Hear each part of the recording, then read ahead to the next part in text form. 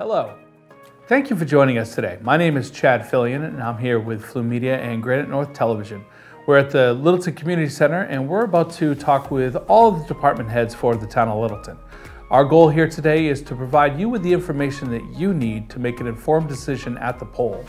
We don't try to persuade you to vote for or against any single article.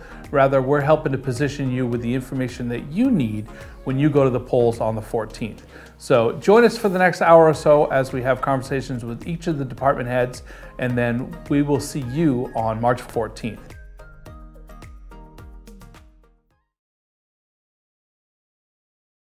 Hi.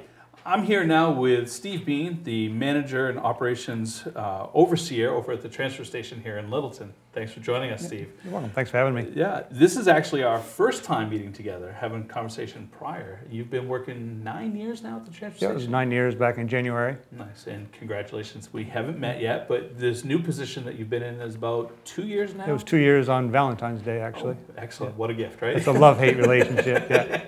Well, I mean, solid waste, what can you love about it except for the fact that somebody else will take care of it? Exactly. Yeah. So, and that comes to you, and that's your job. So we've got a couple of articles that do fall under the transfer station. I'm going to be talking with Doug a little bit later about a handful of those. You've got some drainage repair that you guys are looking to do. That's going to kind of fall under public works, so I'll talk to him about that. And then also the landfill closure and some of the plans for that, I'll talk with him. But today I want to talk briefly a little bit about the operations at the transfer station. On the docket for you, Article 23, for raising and appropriating $159,028, which was recommended by both the Select Board 3-0 and the Budget Committee 5-0. Let's talk briefly about how that funding will be utilized to help with the operations at the transfer station. Okay. So as people know that use the facility, we also have fees that we charge for various things. So we're not 100% self-supported as far as financially goes. So this is the money that's not being collected by the fees. So this is the total operating budget minus the $300,000 that we get in fees, and this makes up the difference. I gotcha, yeah. So this takes care of our employees, the building, really everything that encompasses transportation costs, tipping fee costs, all those types of things. Nice. And when transportation costs, you bring that up, you guys are in a contract for the paper and cardboard that you're bailing to be shipped off. And how often does that happen, that you've got a truck coming in and out of there? Yeah, that's it's all going to West Rock in northern Vermont, and that's been a really good arrangement for us. That goes out about every 3 weeks. Nice. So the truck sits there, waits, you guys fill it up as it comes in, you send it off, and that's part of those trucking costs that you're talking about. Yeah, and then the transportation, a lot of transportation cost is our getting rid of our demolition and getting rid of our household trash as well. Nice. And when it comes to the household trash, we were talking briefly, right now you guys are in a contract through 28, was it? 2027. 2027, and that's, remind me again, the PEMI... At the Pemmy-Baker Solid Waste District. Pemmy-Baker Solid Waste District, which covers a lot of these regions. Yeah, it's Littleton plus it's 18 other towns. Okay. And we have a contract with Casella currently, just taking our trash there through 2027. Nice. And then that will solve itself in the years to come. But for now, you guys have that location. Is that part of the trucking cost as well, or do they come and receive that? How does that that's work? That's a major part of the transportation cost. Okay. Is that every at least once a week, sometimes twice a week, especially in the summertime, we'll have to, our containers, our 40-yard containers will fill up, and then they take it to the landfill and back, and that probably makes up 80% of our transportation cost. Well, that's crazy. That's crazy. There's a lot of cost in moving all that stuff around. So, yeah. A handful of years back, you guys got a new baler, and you've had a few other improvements through the year. Let's talk a little bit about the operations and how things are going there for you. Okay.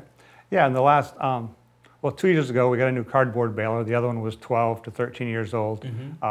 We had it repaired once, but it was starting to become more of a financial burden than, it wasn't super reliable. Right. So we got a new cardboard baler. It makes tighter bales. It's really consistent, which is important when we're selling it. It's a little bit faster. So that's worked out well. And in a few years before that, we had gotten a new the other baler that we use to bale everything else. So as a whole, most of our balers and our compactors are less than, I think, 6 years old. So we should be pretty good shape for quite a while with those type of stuff. I'm guessing lifespan on those are about 20 years or so, or is it 10 pretty to, heavily 10 to, used? So yeah, it's probably 12 to 15 years. Okay, yep. okay. But still, you've got, at least another half life left on it, so that's plenty of time. Yeah, and we're in pretty good shape. the funding that's coming in through a lot of that selling, I mean, you said it was roughly about 300,000, is that correct? And then this through selling our recyclables and through fees that we charge for trash, because we have a paper bag system. Right. So yeah, all the fees we brought in. Excellent.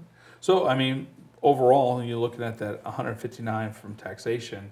That just makes up the difference that you're already covering. But that new baler is doing a great job at filling up tighter loads, taking care of it, selling it in a more reasonable or desirable format, so you can get a higher cost for it. Yeah, if the weights are consistent, then we can, when we get the weights set up for the trucks, it just makes it, they like to know what's on the truck for weight and stuff. And the recycling market has been super good since COVID. Right. We've made a lot of money in Littleton in the last 2 years.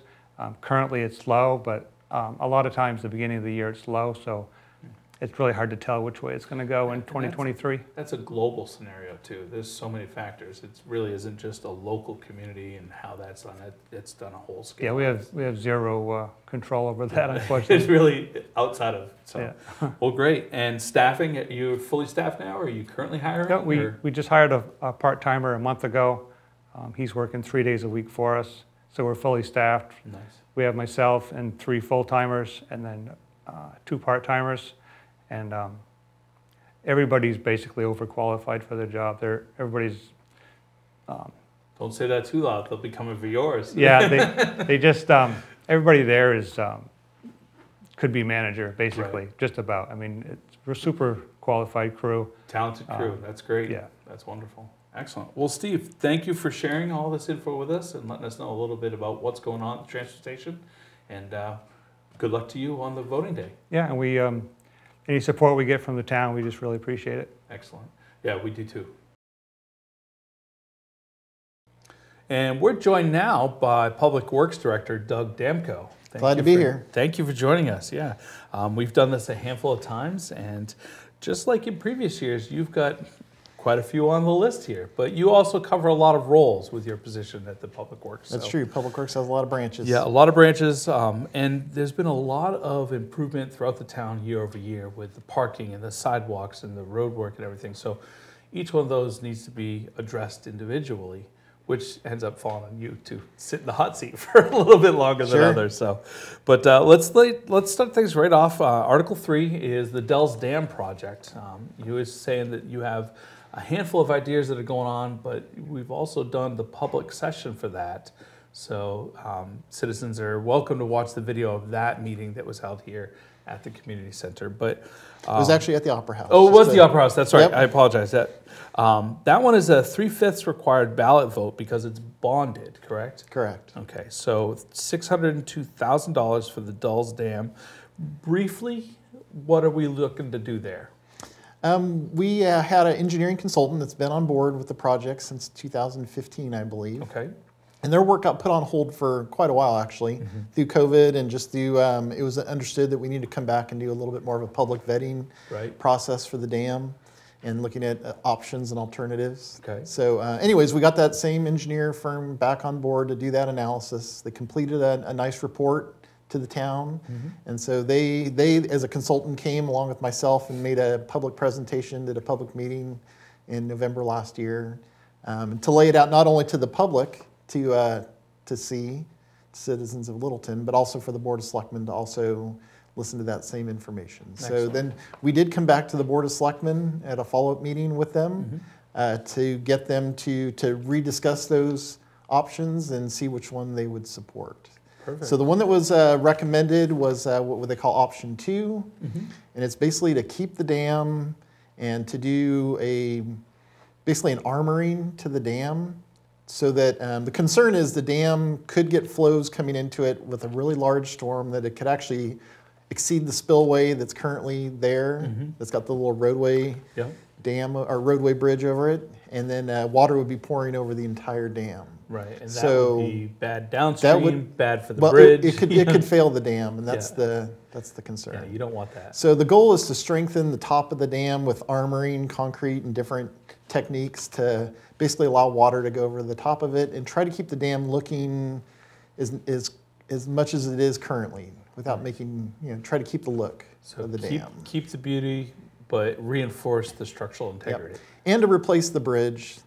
The bridge is actually a state DOT listed bridge. Okay. Even though it's not a road that's even driven. A footbridge then. It's actually an automotive bridge. Oh, it is auto. Okay. Yep. I know it's wide. I didn't know that. And so the good thing out of that is we were able to take some bridge money that the town received from the state. It was a separate appropriation, just extra bridge funds that the state distributed out to all towns in New Hampshire. And so the town of Littleton got a pretty good amount of money.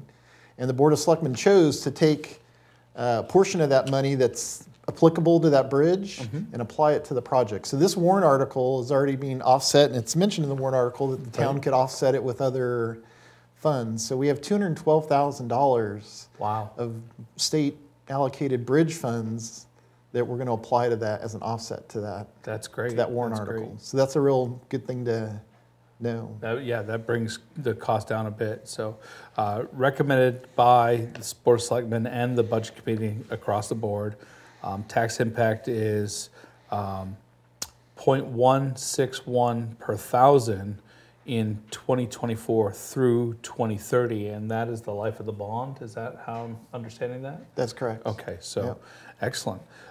Moving from 3, we go to Article 4, which is the borrowing for roadway culverts.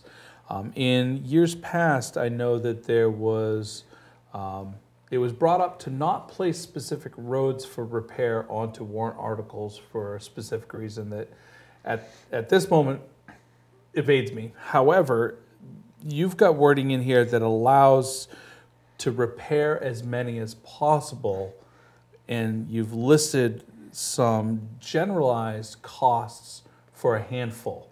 So it doesn't lock you in, but it helps to kind of overview what the plan is. Is that right? Yeah, it was basically to try to give a little bit of a priority list. Nice. The culverts are a little bit easier. The town doesn't have as many culverts that are more substantial size compared to all the amount of roads that are around town. Certainly. So it was a little bit easier to know what our main culvert issues are. So these 4 truly are our top 4 of the these aren't pipe. A couple of them are pipe culverts, but these are fairly large. One's I think a 72-inch, and another one's a 48-inch. So they're pretty large. Some of them are concrete structures, but all of them are deficient either for condition or for size. Okay. So it's fairly easy for us to put together a list. And this is actually out of the town's capital improvement, 5-year capital improvement plan. Okay, perfect. That's already been completed just last year. That's been completed. This is the checklist that allows them to move forward with the plan as presented. Right. To stay on track, to make sure that that 5-year plan doesn't get off mark. Right. So. And since culverts are kind of specialty, it's hard to price them. So that's why we did the best we could to come up with an estimated price. Right, but we really don't know how it's going to go until we put it out to contractors and actually see, all the money could end up at one of them. I'd hate to see that happen, but I mean, we want the flexibility to spend the money where we can for those 4 locations. There's some commendability in the repair as many as possible based on actual cost. You're being transparent. You're letting folks know that we have a list. Right. We're going to do everything we can. These are our expected costs, and they're not just. I mean, they're estimates. You're using data that you have based on previous projects.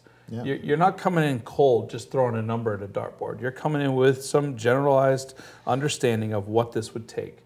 But again, as we know, costs, projects or whatever, delays, or as you start to uncover, you're finding a bigger problem that you weren't aware of until you uncovered it. And you can't just put a Band-Aid on it. You got to fix all the problems. Move forward. And just to clarify on all 4 of these are all on brooks that are considered blue line streams and are subject to DES permitting requirements. So the permitting itself could drive some of the cost Excellent. of the project. So they may require you to do something that's not on your list because of those permitting needs. You know, it's not just, you know, setting up a silt fence and make sure you're good to go. Right. You might have to have actual soil testing done before and after and analysis. And so you're covering all bases by being transparent with that, which is great. So that is the background as to why we chose this as and because they're larger cost items and they're all culverts, it made sense to put them all together in a single warrant article. Big warrant article. Excellent. Yep. And that also is bonded, and it's 0.163 per thousand in 24 through 3030, and it does require a 3/5 ballot vote. But also, it's been recommended by the selectmen and the budget committee right across the board. So they've said that we agree, and now it's to the townsfolk to move on for that. The next one that we have is actually on my next sheet, and that is Article 12, and that falls to you as the sewer operating budget. This is a standard operating budget that helps all operations continue at the sewer. But you spoke to me previously off camera about the operations are increasing for the usage cost due to... the user fees. Yeah, the user fees are going up. There's no tax impact because it's offset by the fees that are on their sewer bill on a monthly basis. But folks will be seeing a small increase. They will. Yeah, and this is a discussion I had with the budget committee, so it's just a little rehash of that. But yeah, we had an increase in costs. We renegotiated a new 5-year contract with H2O Innovation, who's been operating the plant for quite a few years. Their plant operator has been with the plant for over 20 years. Wow. So knows the plant real well. Definitely. So we extended their contract for 5 years. And part of that was, this just happened at the end of last year. So all the cost increases with inflation and everything, utility costs, everything ended up coming to the table for discussion in that contract. And you can't really argue it, to be honest. We had to adjust their contract up so that from what we've calculated, it looks like it's going to be about a 19% increase on the sewer user rates. On those rates for the year, and then and that'll we'll adjust as needed from there. Yeah, it's for the year. Okay. Yeah, so for the sewer billing for 2023. Don't like to see that, but it's the reality of what we've got to deal with. It's happening all over the place. Like we talked about, electrical rates go up, so it costs electricity to run the plant. So if their rates go up, so does the cost. So in order to make sure it's running appropriately, it's going to cost more money. And and to also add to that, the sewer plant was issued a new permit from EPA in end of 2020, and that permit puts the plant. They lowered the effluent. It's called the effluent limits. All the different things they're testing in the wastewater before it goes out to the river. And they lowered the standards. Or increase, however you want to. They lowered the numbers, so we have to. We're held to a higher standard. And so part of the contract increase with H2O Innovation is the fact that we have to use chemicals now inserted into the water to actually help treat some of these other particular so before kind of customized chemicals. It's got to hit all those levels of regulation. Right. And when those levels of regulation are enforced at a higher level for a higher standard, the cost incurred to meet those standards are translated to the sewer usage fees. Yeah, unfortunately. So now we've added a chemical budget line that we didn't have before. So that's another cause for the increase. Okay. And again, the total $1.286 million will go to the operations of the plant, but as it's not a tax impact, because it's based on sewer usage fees. Yeah, sewer usage fees exclusively. But those fees may be or will be increasing for 2023. Yep. I do want to do a little follow-up in regards to a warrant article last year, because we came with almost a $2 million warrant article for improvements at the treatment plant. Right. Yeah, let's talk about that. And I thought it'd be good to give a little brief update on a little bit of that. So actually there was two things last year. We had a $1.3 million emergency repair project, and then the voters approved a $2 million warrant article project for additional work at the plant. So we've been very aggressive working with a new engineering consultant that we brought on board. And, we've completed that $1.3 million repair project. Excellent. And we're working on a full engineering plan and analysis for the plant, a real thorough review. Certainly. That's ongoing this year. So groundbreaking hasn't started, but you're almost. No, we're in the planning / preliminary engineering phase right now. The architects and the engineers coming in, everything. Yep. So we're getting all that accomplished this year, and the goal is to take that $2 million that the voters approved last year and formulate that into the next improvement project at the plant. Now, will that, or is the hope to increase capacity? No, right now we're trying to address things that have been, the plant's about 30 years old since it was upgraded last. Okay. So it's at its cycle where there's things that are needing to be repaired and replaced. Not a capacity change, but a equipment replacement. Correct. Or make sure operations will continue. Yep. For the next handful of decades. Yep. And at this point, capacity has not been a problem at the plant. It's been talked about a lot, and the engineer is going to be doing kind of a review of the capacity of the plant.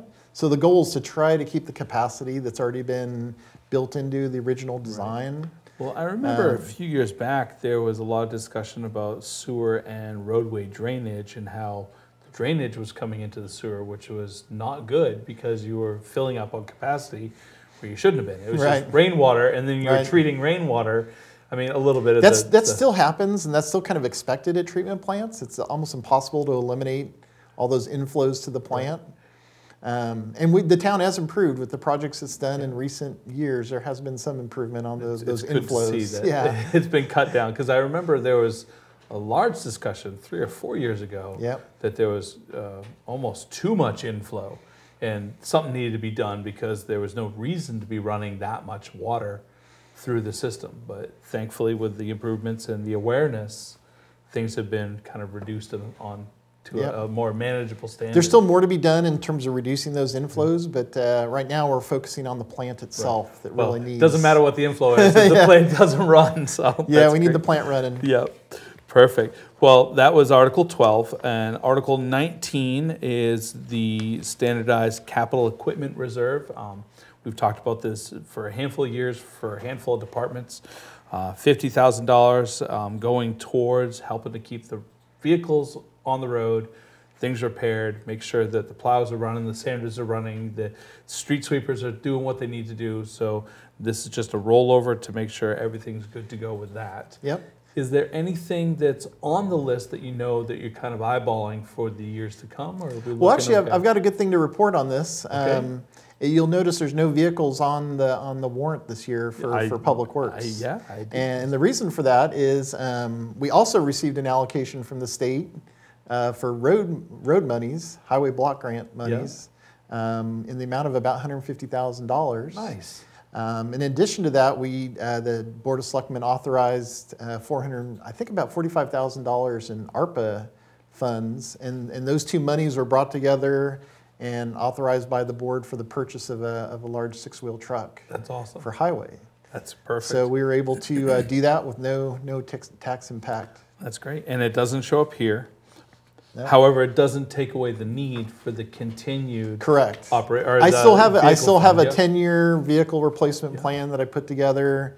Next year we're going to have another batch of vehicles that are going to be on warrant. So we want to keep following through on our replacement plan, and these monies will help us offset those. And those costs incurred becomes a lot easier to manage when there's those reserve funds that have been allocated to hit that, because those vehicles, and once they come fully equipped for what you need, it's not just going down and getting a 6-wheel or a nice big a 550 or something.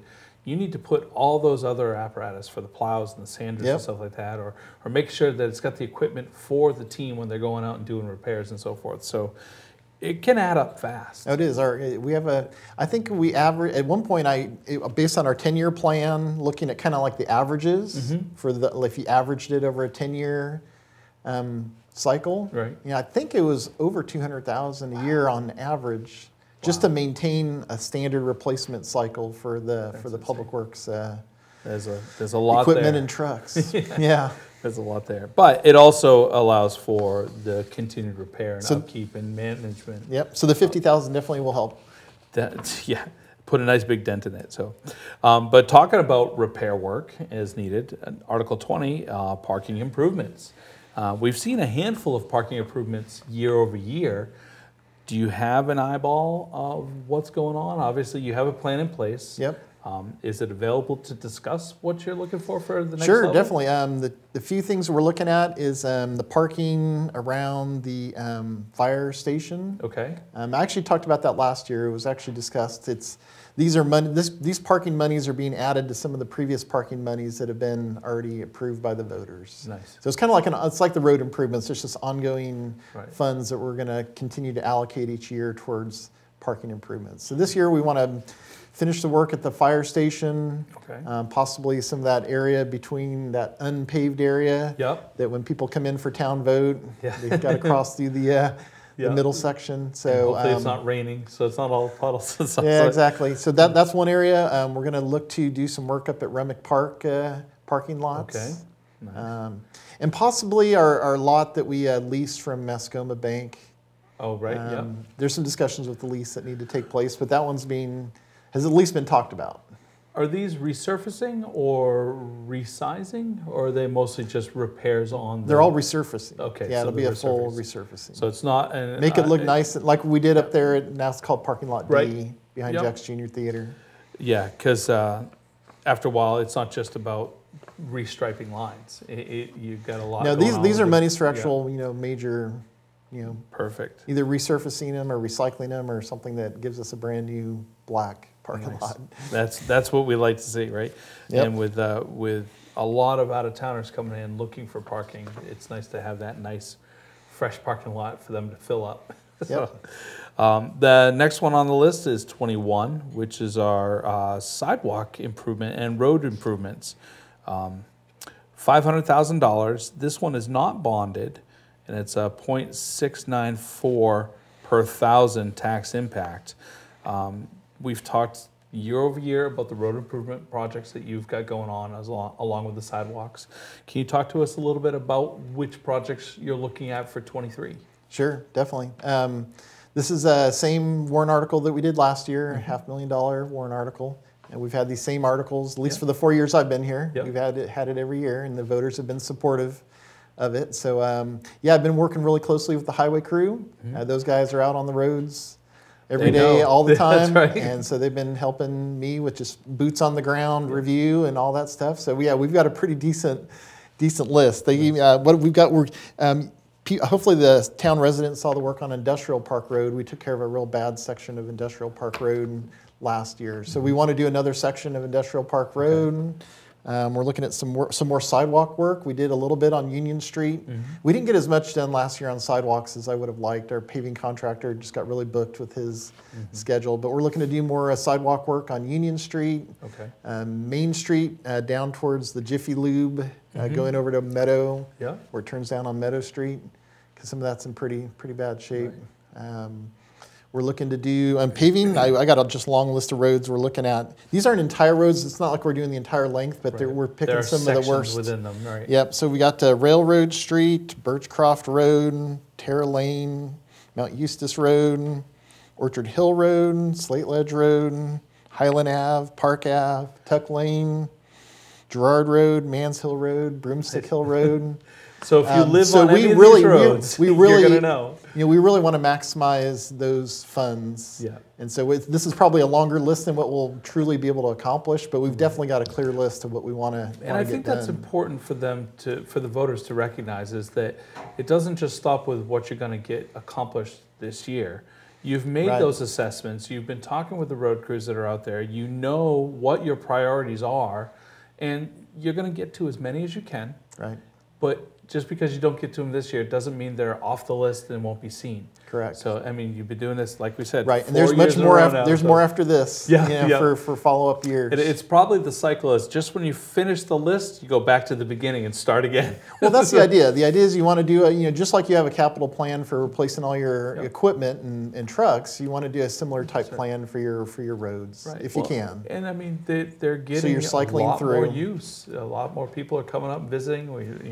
There's certainly an increase in tourism over the, obviously COVID behind us now. People are coming out, but there's a lot more eyes on the town of Littleton. Being a beautiful Main Street village that it is, having those upkeeps, the last thing people that are coming from out of town want are those roads. When they're going exploring the backwoods and looking around what's out there, or people looking for homes or places to just go and explore, they're not going to enjoy those bumpy roads or those weird cutouts with things that, yeah. So having a plan like this to make sure that it's accommodating. Yeah. Plus the residents, they have earned the right to those new roads, and it's great to see that you guys are servicing them as best as you can. And I would like to add a little bit additionally too that's separate from this Warrant article but related, because I get asked about it a lot. Certainly. My number one sidewalk that gets asked about is Cottage Street. Oh, right, yeah. Sidewalks. Is that going to get some eyes this year? The town's grant-funded project there is definitely taken its time to get further along. It's unfortunate. It's just it's a state-funded project, so it's been very slow on the process with the state. So we are hoping to do that project this year, but it doesn't look like that's going to happen. Well, we'll have our fingers crossed. Just to update everybody, the goal is to complete we do have approval to complete all the final engineering. Okay. And get that all completed this year, and the goal is to do that project next year. So it'd be Cottage Street and Mill Street. Nice. And that'll be that nice downtown area. So what we're going to continue to do this year is to do patchwork on the Cottage Street sidewalk. Right. And we did some of that this year or last year. We'll do some more this year just to keep it getting by best we can. But and usable and not in an unsafe. Yeah, keep it as safe as we can. Nice. But the main project will be 2024. Nice. Well, we'll look forward to that, definitely. And that was Article 21. And then I'm going to turn my page here real quick. We had a chance to talk earlier about the transfer station, but we left 24 and 25 to discuss with you. So real quick, Article 24, the landfill closure capital reserve fund. This is the landfill that's located right off of Industrial Park Road, correct? Correct. Talk to me a little bit about how that $85,000 will be used to cover the costs that are ongoing. Yep. Yeah, this is the town's been, ever since the landfill's closed, it's a warrant article that was approved in 1986, but the landfill complete closure wasn't done until about 2003. The town's responsible to maintain it for a minimum of 30 years in what they call post-closure compliance. So we're in that 30-year time period, and these are funds to continue meeting that compliance requirement. And it's basically environmental testing and reporting to the state on an annual basis. Soil, you've got the EPA involved, you've got people making sure that everything there's no more further leaching or chemicals or problems that are going on.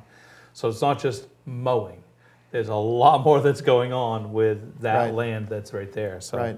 And one thing you'll notice with this warrant article is this warrant article actually would not be necessary if Article 5 passes. Because the town made a management decision that the landfill's a must. We have to meet environmental compliance. Right.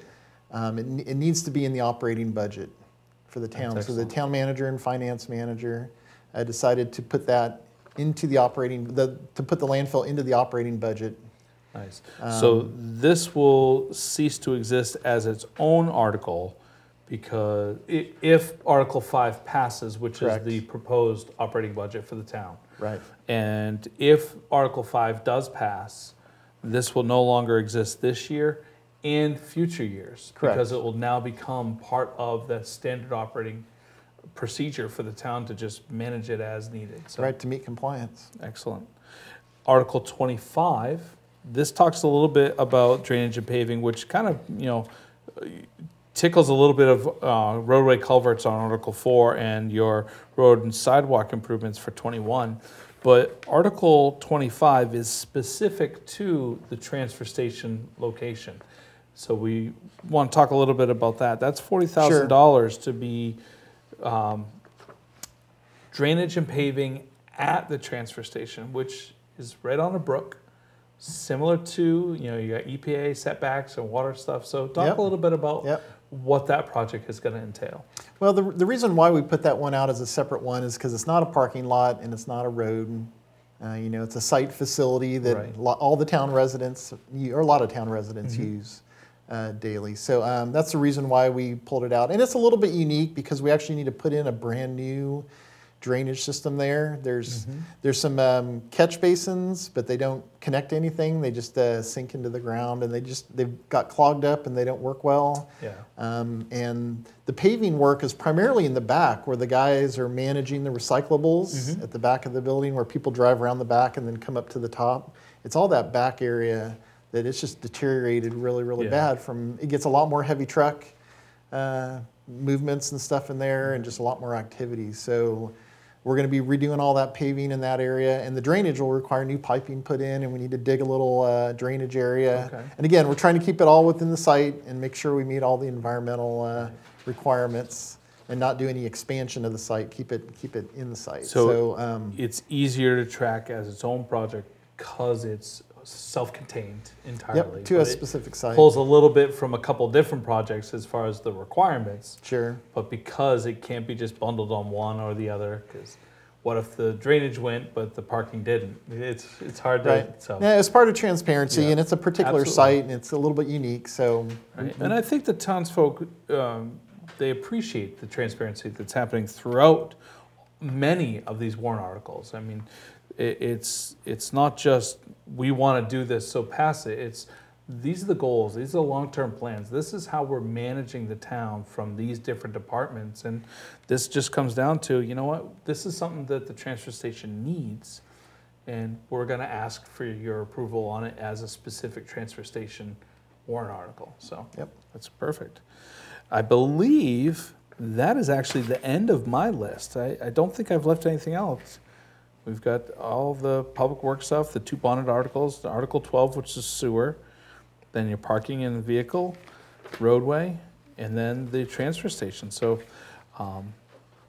that's all I have.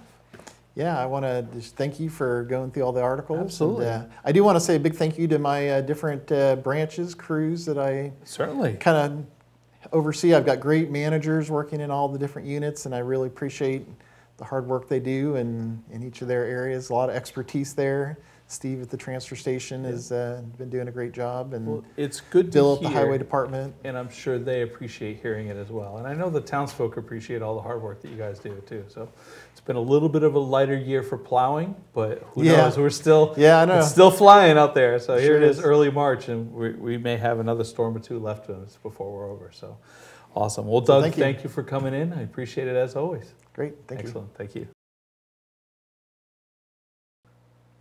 And we're here now with newly appointed Fire Chief Chad Miller from the Littleton Fire Department. Thank you for joining us.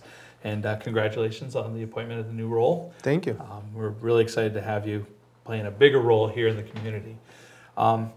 We have 3 articles that are on the warrant this year for the fire department. We're going to lead with number 18, which is the Capital Reserve Fund, $50,000 to go towards the apparatus and equipment that's needed. And this is a standard that shows up every year. And this helps you with equipment and funding and make sure that there's money there. Can you talk a little bit about how that plays into with the grants as well when it comes to some of the bigger tickets that come up? Sure. So this started a couple years ago, an attempt to try to better capitalize various town departments for their needs. The fire apparatus we have is very expensive.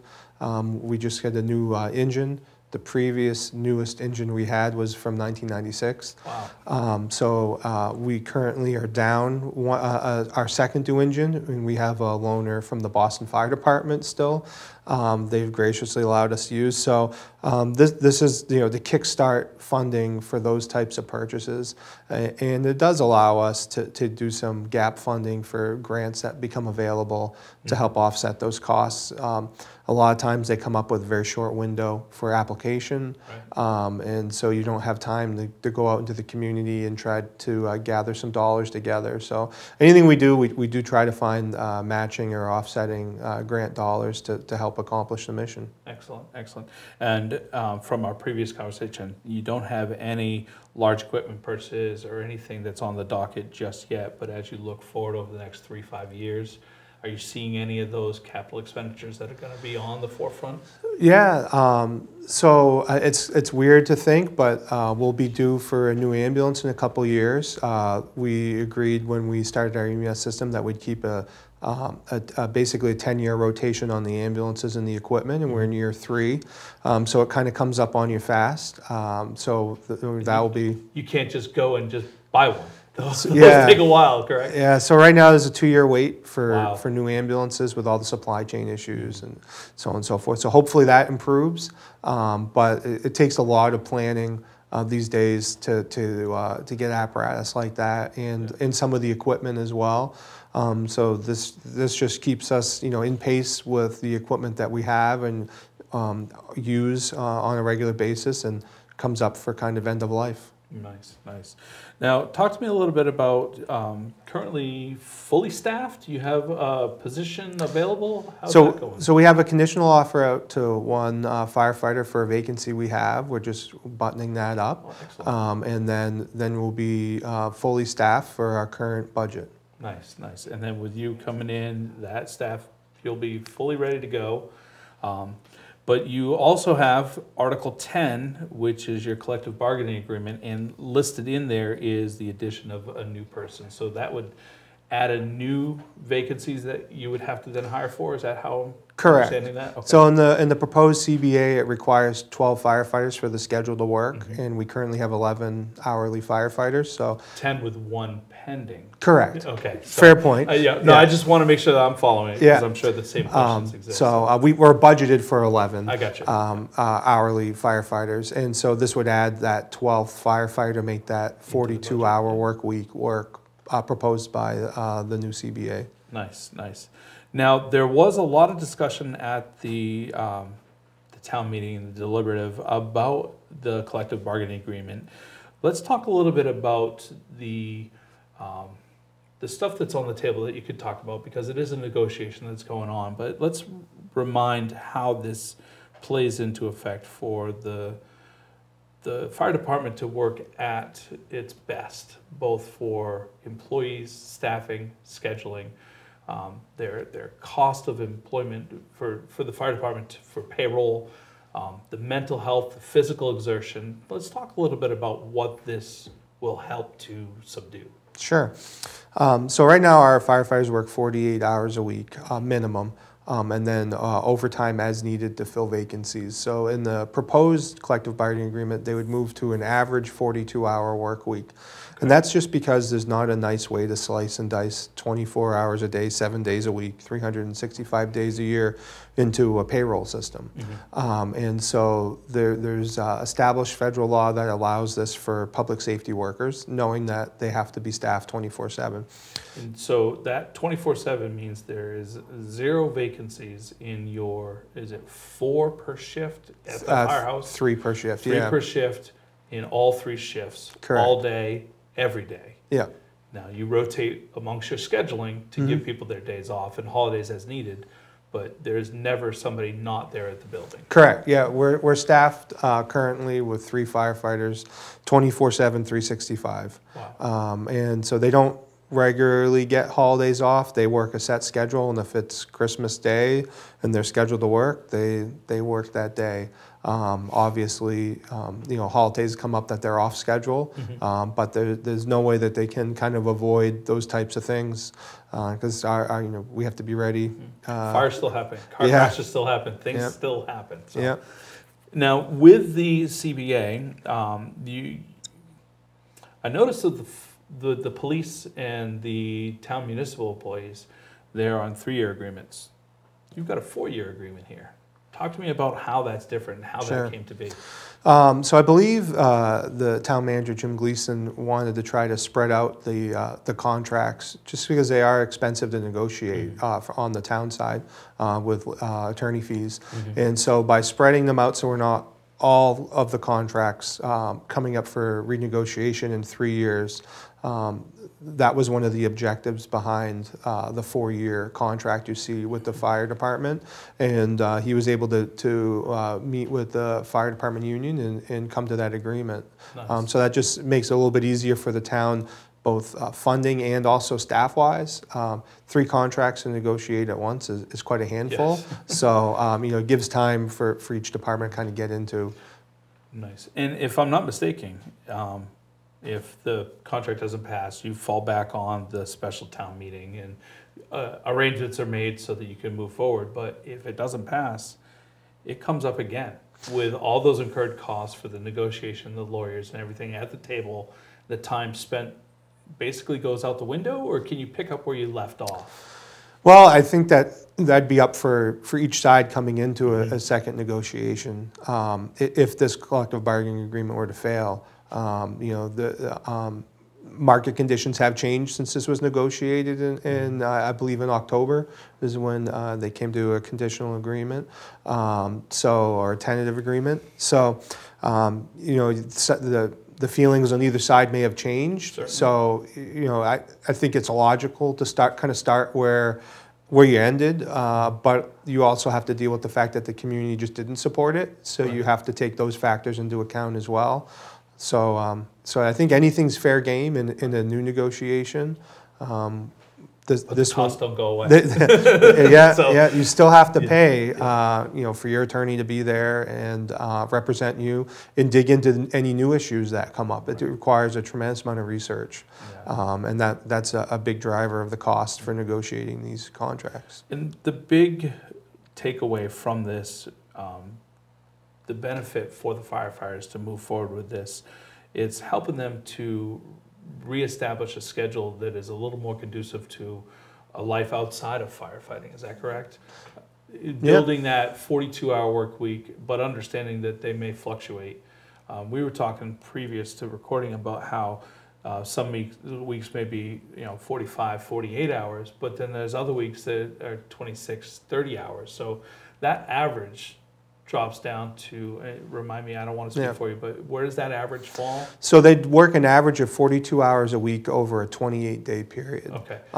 So basically 4 weeks. And so some weeks they'll work more than 42, regularly scheduled, but they would just be paid for 42 unless they were doing additional work, like coming back in for calls or filling in a vacant shift or something like that. Calls out sick or flu or so whatever. there's no automatic overtime in the schedule.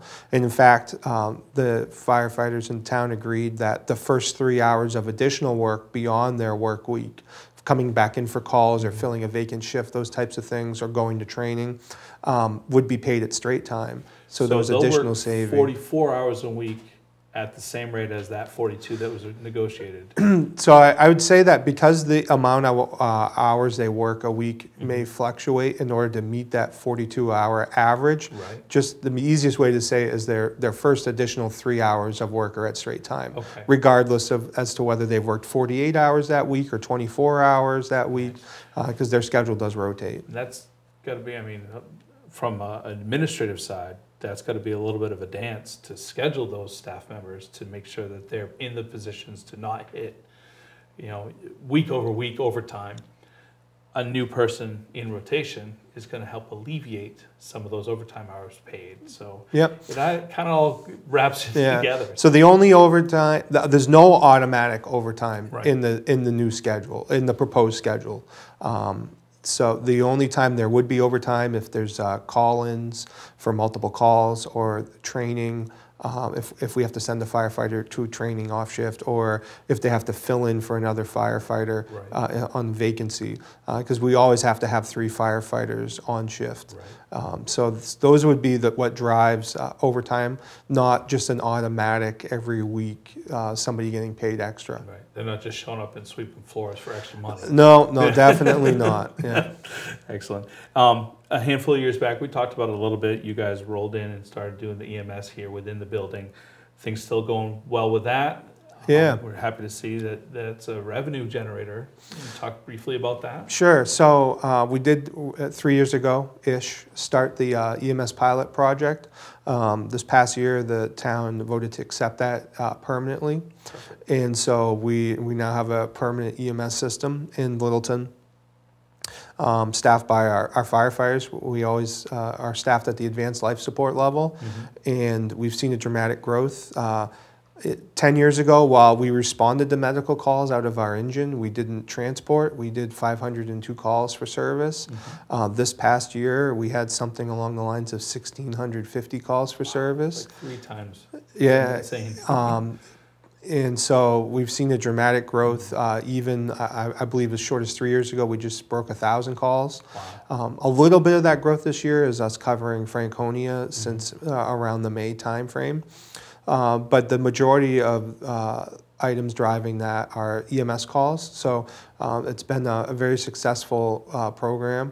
We this year we brought in an additional $247,000 in revenue. So we underexpended our expense budget and then brought in almost double what we had budgeted for revenue. A lot of work goes into making that happen. Definitely. So that's on the budgetary side, we've been able to control the cost and expand the revenues. But I think most importantly, because firefighters don't care at all about the dollars and cents as far as the budget goes, they care about the mission and delivering the services to the community. And I think if you'd ask community members, they're very happy with the service that they're getting. Definitely. That's awesome. Now, not to backtrack, but the staffing for the ambulance service is separate from the staffing of the firehouse? So we're all cross-trained. Okay. So we're all firefighter. It could still be either or. Yeah. So when there's a fire, we all get in the fire engine and we go to the fire. If there's a medical call, depending on the level of call, either 2 people will go or 3, or everybody we have. If it's something like a cardiac arrest, like if I'm in the building, or if there's an off-duty firefighter that just stopped by, we'll all go and try to render that care. So that's the beauty of the way that we're staffed, is no matter what comes in for a call, our crews will go out and manage it, whether it's a medical call, fire call, rescue call. They're trained to be able to handle all of them. And finding staff that can accommodate that probably isn't the easiest. And with the CBA in place, you'll have more reason for them to either join you or once joined to stick around.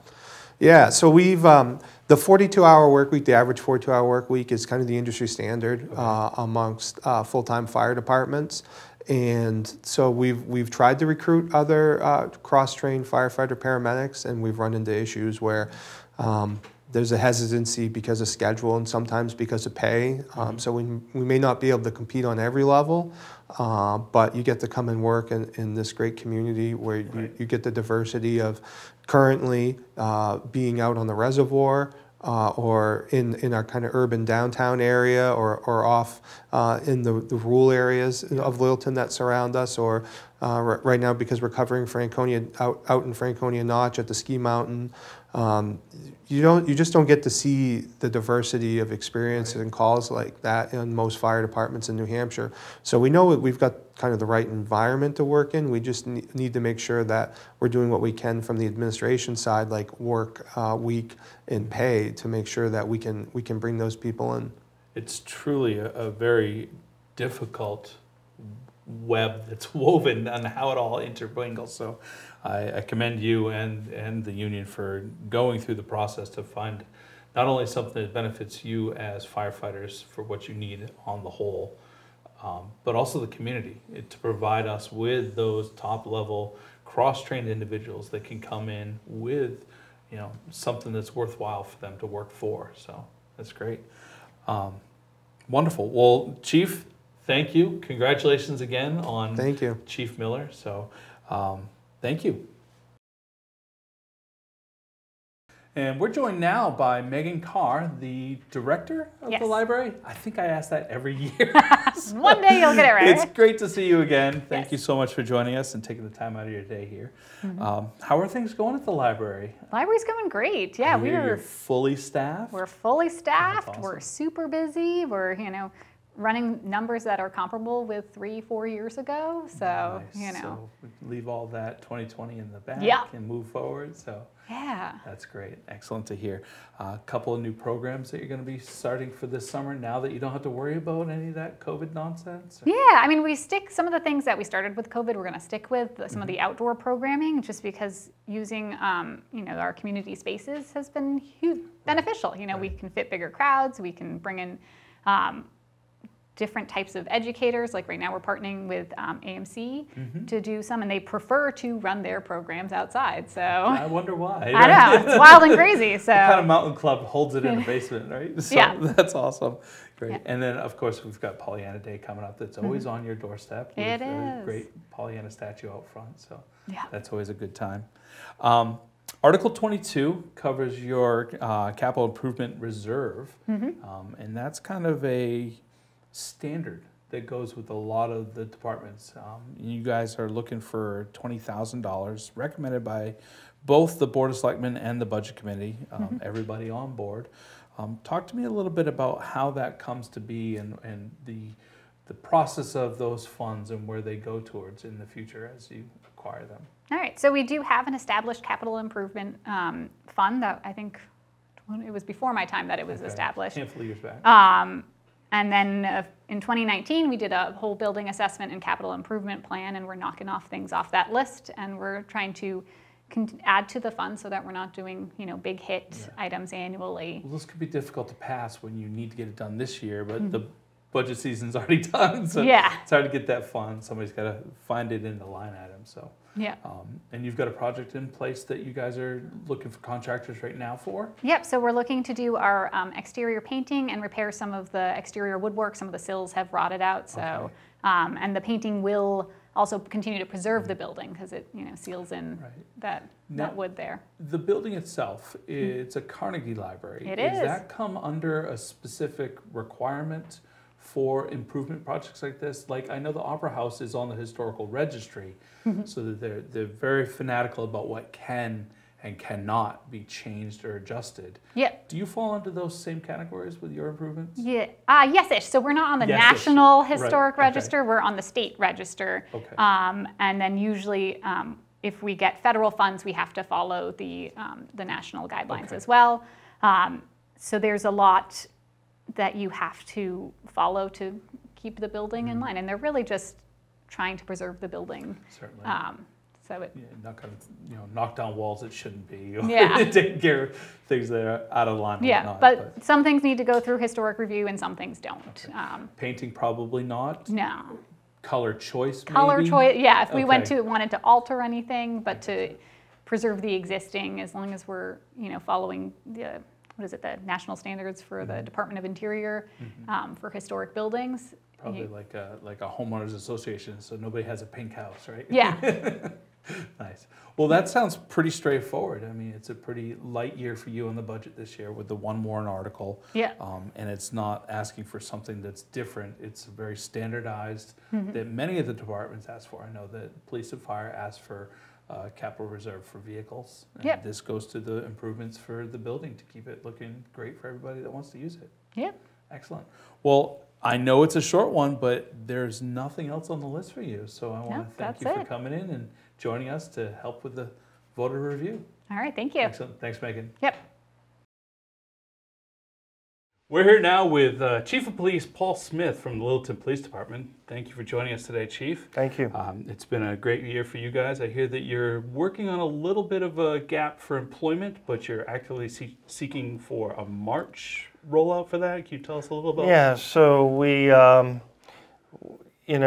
actually had quite a few vacancies last year due to retirement. Our deputy chief retired. We had somebody slide over to the sheriff's department, a lot of just some movement within the department. We filled all but one vacancy, and we hope to have a hiring process in late March. I believe 24th or 25th, it's Saturday of March, and we'll be putting them through a written exam, a physical exam, and then anybody that passes that will go on to the next portion of the process. Excellent, excellent. And would that single position put you at fully staffed? It would. Okay. It would. And especially right now, things are really busy for us. That additional position would help us operationally where we need more investigators to assist with some long-term investigations, complicated ones like sexual assaults, and certainly we're still in the midst of a drug epidemic. Right. Our state saw an increase in overdose deaths In New Hampshire, in the past 3 months, we've experienced 1 overdose death per month in Littleton. We want to turn those numbers around like we did a few years ago, Right. but there is an uptick, and we are pretty consistent in addressing those issues, but we need people to do that. Yeah, I noticed a metric come across that all 50 states in the last 2 to 3 years have seen an uptick in overdose deaths. So Yeah. it certainly is not New Hampshire or even in New England. It's systemic nationwide. So It is systemic nationwide, but the realistic part of it is that the cartels, they directly target New England, New Hampshire specifically, which is unique to this, to probably the past 10 years. And if you haven't forgotten, you know, New Hampshire was ground zero for a while, Right. especially with fentanyl, but we're really seeing a lot of methamphetamine now. well, best of luck to you guys on that war. Thank you. It's definitely difficult, and we appreciate all the hard work Yep. of that. Moving on to a few lighter subjects, I noticed the new parking is in force Yeah. now out there with the digital. It's iPark, you said it was? Actually, it's Park Mobile. Park Mobile, That's okay, the yeah. piece that everybody uses, the end user uses, the customers, the visitors, the citizens. So Park Mobile is a system that's utilized nationwide. They have in Plymouth, Keene, Portsmouth, some places in New Hampshire that have it, New England-wide, Portland, Burlington, Vermont. And basically, it's user-based. It's an app that one would utilize to pay for their parking. The difference is that it enhances our parking. So our parking will stay exactly the same if you want to use coins or our park card. Those remain in effect. But for a lot of individuals that don't have coins on them, that want to use their debit card utilizing their phone, they just simply go to the Park Mobile app. It'll pay for, and you pay for your parking. The fees are exactly the same, and we're very lucky in Littleton. We have very low parking fees, which is extremely attractive not only to our local citizens but people visiting our great community. So there is a convenience fee with Park Mobile. Okay. It's very small. I think it's like 45 cents. But On a 2-hour limit? the it's 45 per cents or transaction. Okay. So, you know, but if you don't want to pay the convenience fee, then you know what? You grab a couple quarters, throw it in the meter. The times have remained the same. Nothing else has changed. Nice. This is just simply enhancement Excellent. of our current system.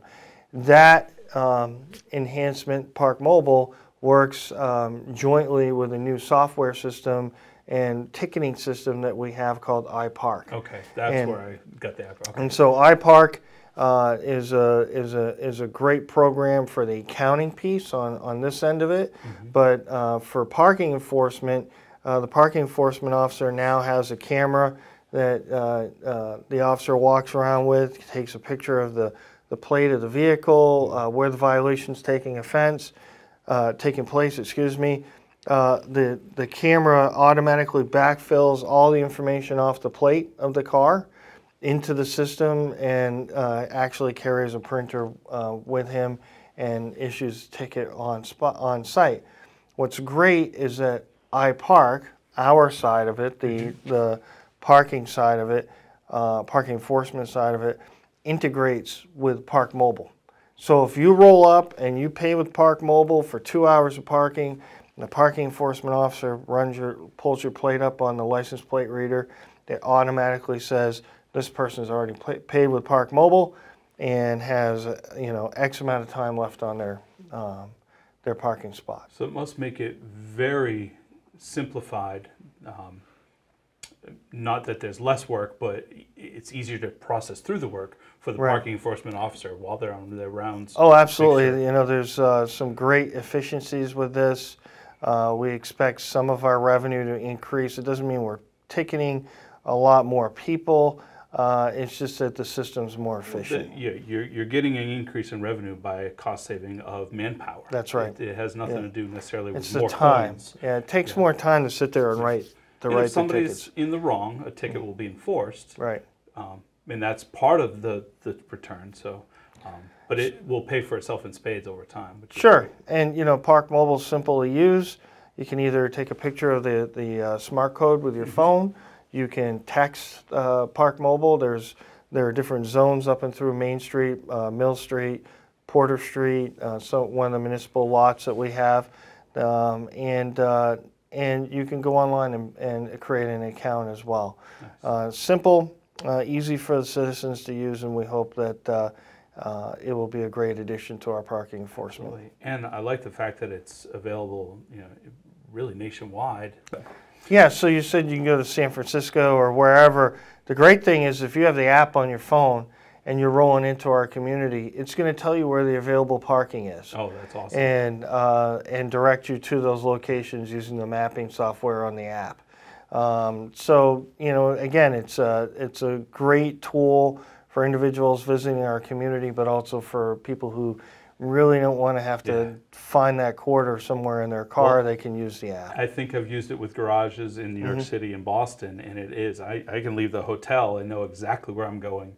Right. You're saving time on the road, saving time at light, saving time with tolls over the GWB. you know exactly what you're doing. Speaking of time, though, the great thing about this system is it also tells you how much time you have left on the meter on your phone. And you can do it right there. Right. 50 minutes away. So you can't, quote unquote, feed the meters and keep paying and paying and paying. But the 2 hour limit exists. 2 hour limit, or if it's that location, we have another lot that's 4 hours, another location is 15, another location that's 20 minutes. But the timer's right there on your home screen, so you're not in the dark. You're not in the dark. You know when your meter is going to expire. That's excellent. Excellent. Moving on from the good things that are going on, we have another good thing. You're not asking for anything out of the normal. There's no new specific equipment needs for the warrant. There's no new specific needs on repairs for the building at all. Right. We're looking at just the vehicle and equipment capital reserve, which is asked each year.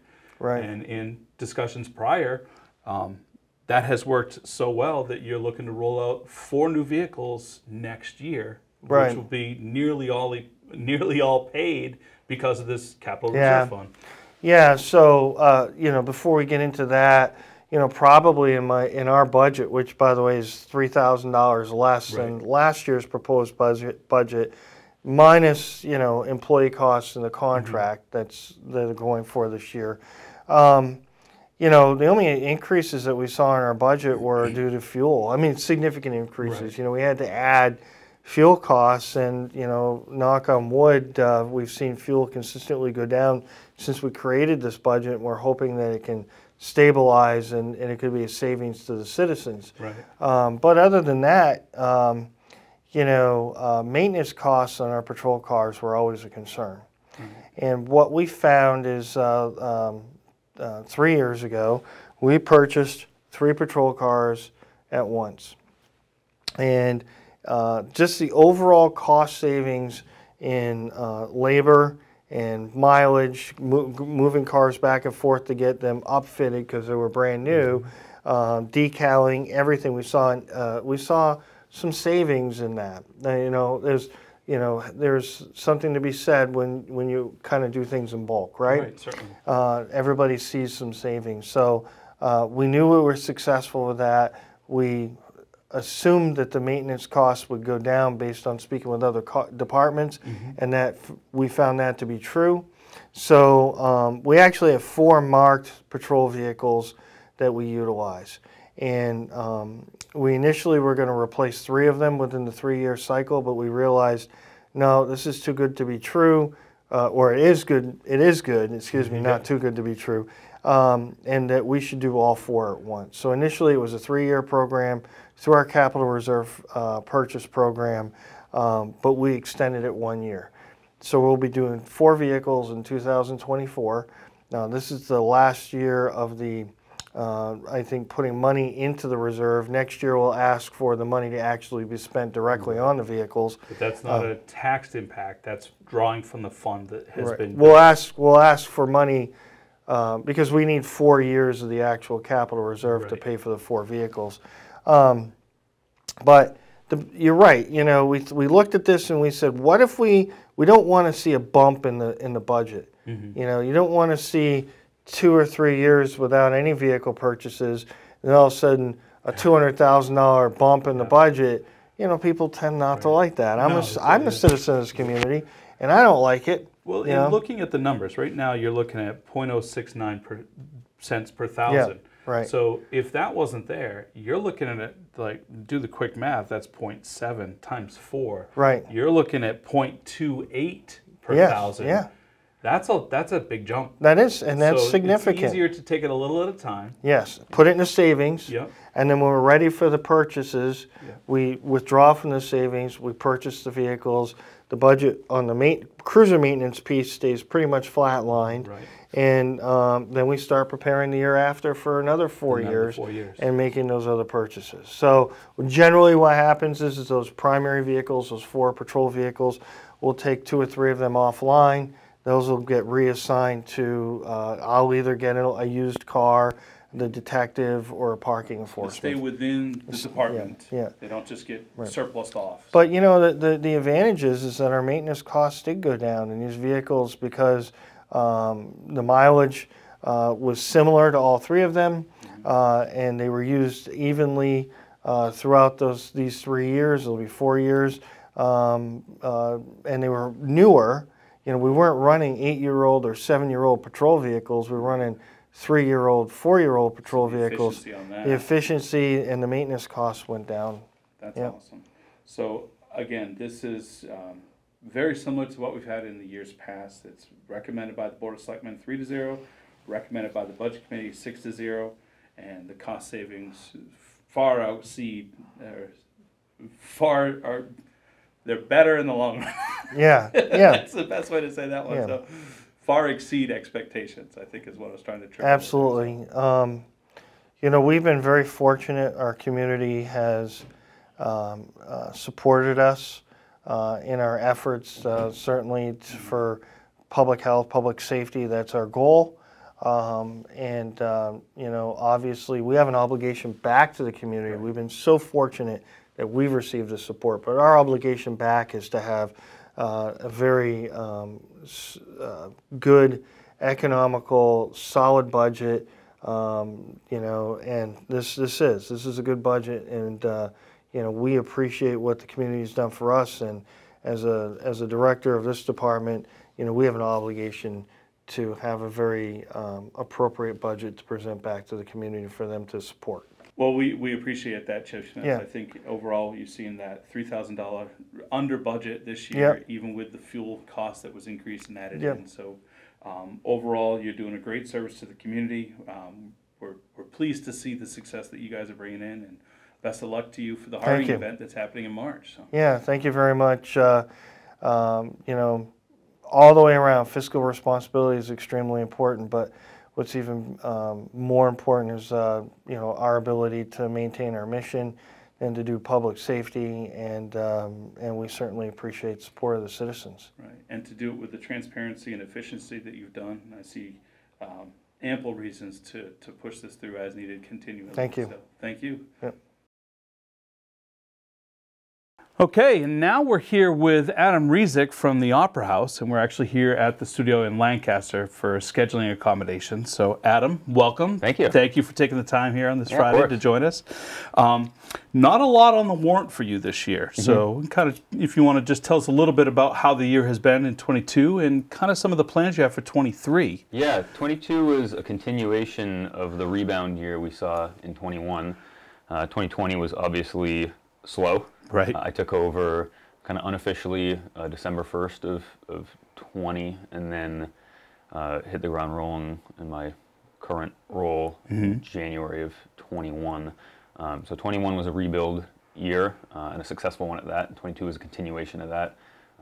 We brought in more revenue than we ever have. That's In the amazing. history of the Opera House. So it's lots of steps in the right direction. Nice. And being a part of the Littleton Cultural Arts Community or Commission, Yep. you're helping with the First Night's Friday, and that's First bringing Fridays. some stuff in. So there's a lot of activity when it comes to the arts, and the Opera Yeah. House is kind of integral to that happening. So, It is, yeah, and it's great. The first Friday's been great too because summers are historically slow for the Opera House. certainly. And especially with the earlier days of COVID, I don't want to talk about it like it's over because it's not, but we're kind of getting used to the droning hum of it Right. now.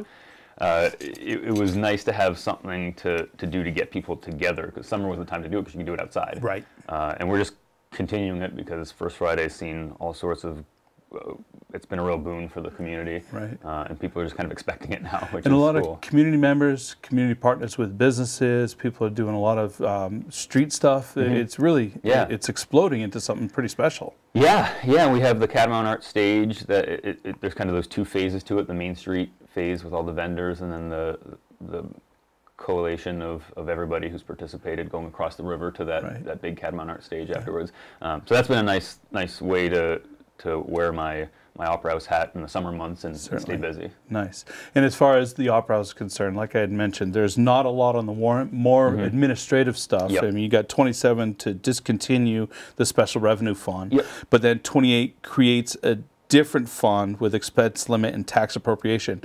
Can you explain just briefly why the abolishment of one and an adoption of a different one? So the adoption, it's not an adoption of a different one. It's the other one is the second one, I believe, is the one that's normally on there, which is just approving the funds for the Opera House. Yep. The first one would do away with that and just bring us under the general operating budget. The Opera House is a town-owned building. Right. And it just makes sense to have it be under the general fund the way that every other town building and town entity is.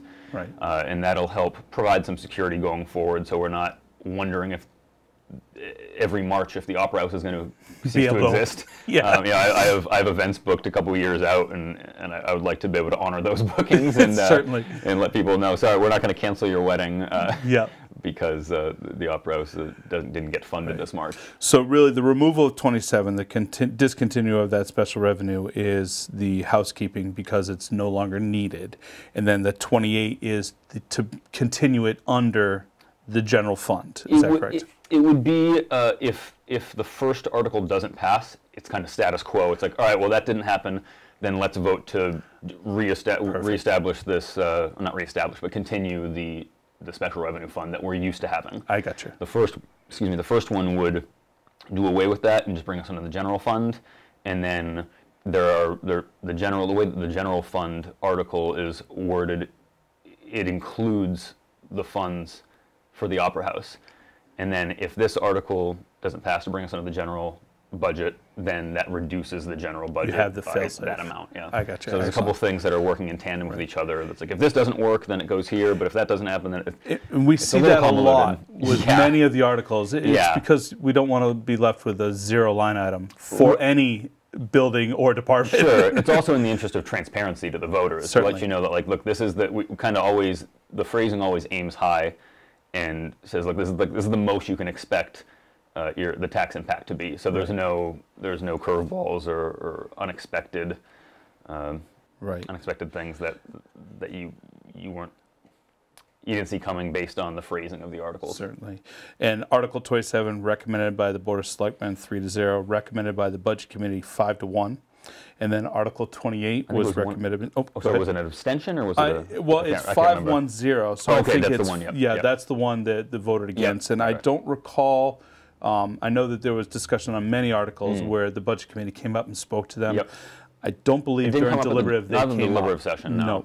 And it happens, but I don't think it's a testament to why it shouldn't go through. No, I'm glad to have the support of all the selectmen and majority of the Budget Committee. And then Article 28 was also 3-0 by the selectmen, and then 4-0 with one abstention. That was the one. So, well, great.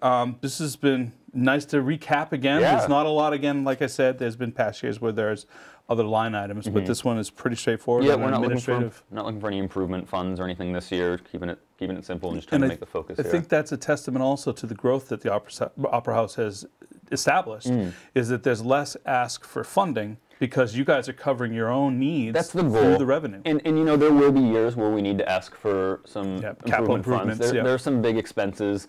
And I try to get creative and to minimize the cost wherever possible, but there will be situations where we need to ask for a little bit more, but just try to mitigate it. Right, and the town's always great at finding those USDA grants or capital improvement grants to help offset that cost. So, well, wonderful. Thank you, Adam, very much. Yeah. And we look forward to everything going your way when the vote comes in. Yeah, me too. Excellent. Thank you. We're here now with Caitlin Leveroni from the Parks and Rec Department, again here in the Lancaster studios due to some scheduling coordination. Caitlin, we've got a handful on here for Parks and Rec, and the first one is Article 29, which is essentially your operating budget. It's looking for $465,000, voted for by the Select Board 3-0 and the Budget Committee 5-0. Tell me again, basically that helps you cover with your payroll and your operations, correct? And what else goes into that? Yep, I think probably the biggest increase we'll see from last year to this year was my seasonal line item.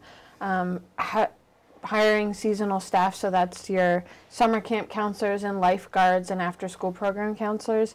It's very hard to compete with what they're getting paid, whether any other local business. So I definitely increased that. That was a big increase. And then the other ones are what we've seen in the economy, increasing material cost, oil, heating, all that kind of thing. So yeah, those are the big ones, I think, for the increase. Okay. And as any small business owner will be able to tell you, payroll is always like 3/4 of your operations expense. Exactly. So, and in this day and age, you want to make sure that you're paying that wage to keep them around, because there's a lot of exodus happening with staffing. So, excellent.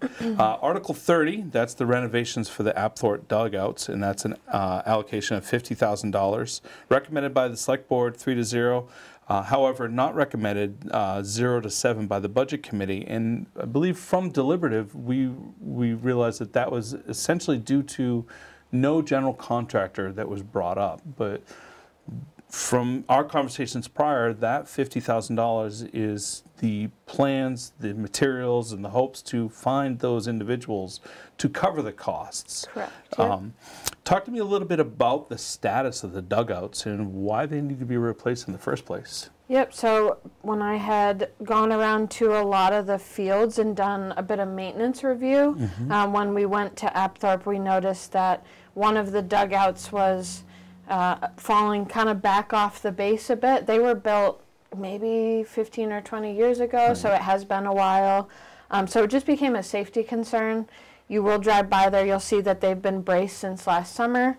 And our hope is to just find a contractor to, put together a project and get these done. So I did want to keep it on there. Although I don't have a contractor now, we're still in that phase. It is a safety issue, and I wanted to keep pushing that. Right. And again, through our conversations, and it was brought up as well, the playground project with Ultiplay and Remick, and the town coming together to help through that process. So Ultiplay kind of oversaw the project, but it was the community that put that together a few years back. Yes. So this funding would go to help find that contractor or a local builder, or some, hopefully a community project lead to facilitate, but the cost of the building materials is covered. The cost of drawing up any of the plans are there. So this $50,000 kind of oversees that whole project. Yep. Now, for clarification, is this for softball and baseball, or just one of, or is it all 4 dugouts at both fields? So it's just for the 2 dugouts at Apthorpe for softball. I apologize. I'm thinking of Remick. This is Apthorpe. No, sorry. That's my apologies. One is the main issue, but ideally, if we're going to do one, I would like to do them both. But Right. Perfect, perfect. And speaking of Apthorpe, we have, actually that's 32, we'll go in order, but Article 31, security cameras over there at the Park and Rec buildings. There is a handful of instances where those security cameras could have helped you mitigate some already occurring damages that you've had to file police reports for, and just general foolishness when it comes to graffiti and so forth. Yep. So talk a little bit about what you've experienced with that and how this would help you. Yeah, definitely. It's unfortunate we're in this day and age to have to need the security cameras, but like you said, mitigating these issues. We did file a police report this past year for the shingles that were ripped off of our building. But not only that, it's, putting up the pavilion, finding graffiti, or finding graffiti on the picnic tables, and then we're just sanding and restaining every year. So putting up security cameras at all of our fields, hopefully this mitigates the issue and just keeps these things from happening. Well, the term I like is it keeps honest people honest, and it allows for accountability for those youth or others that may not feel that the rules apply. So, Right. And that's $13,895, and you've got a quote in hand for the security and the install and everything on that. Correct. Yep. So this isn't a guesstimate. This is paperwork that Yep. you have, and you're ready to go. And no yearly or monthly fees. That's just that flat rate. Nice, Yep. nice. And that was recommended by both the Board of Selectmen 3-0, as well as the Budget Committee 7-0. So moving forward, we do have 32 that I started to talk about, but that is replacing the lights at the Apthorpe soccer and softball fields. Talk a little bit about how that $35,000 will come into play to make a safer and more inviting play environment. Yep, so those, if anyone's been around Littleton for many years, those lights have been there probably since the late 80s. They are incandescent. I did find after multiple uses this past year, there are 4, I believe, lights, not just the lights, but the fixtures that are out. So if we were to replace them with the new LED lights, obviously there is that difference in color, as well as if we were to just do them all in one-stop shop, we would be looking at like a 70% cost savings to switch to LED, and being that, you know, the Littleton High School softball team uses it, we have Littleton Youth Soccer that uses it, football goes over there sometimes, and adult softball. So there's many uses that we could get out of this, and hopefully, you know, for the next 20 or even plus years, we can have these LED lights. Right, and I think, like you said, that that cost savings in the long run, I wouldn't, you know, project a number to put on it, but like you said, you know, 70% savings, you know, put that over 8-10 years, before you know it, you've saved what you've spent, and you continue to save moving forward. So it's definitely that forward-thinking type of initiative. Great, great. And then number 33 is about the dog park and the special revenue fund.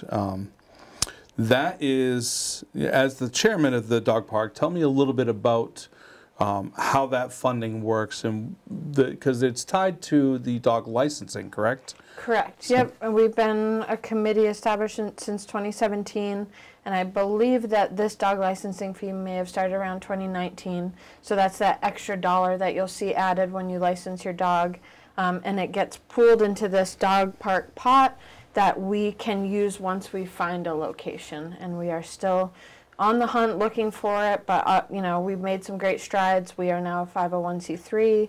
We have our own website, so people are able to donate in many different ways. Nice, nice.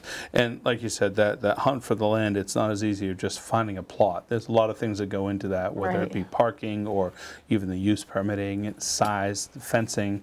So it's certainly, when the right location is found, you guys will hopefully have the funding to be able to scoop that up. So. Exactly.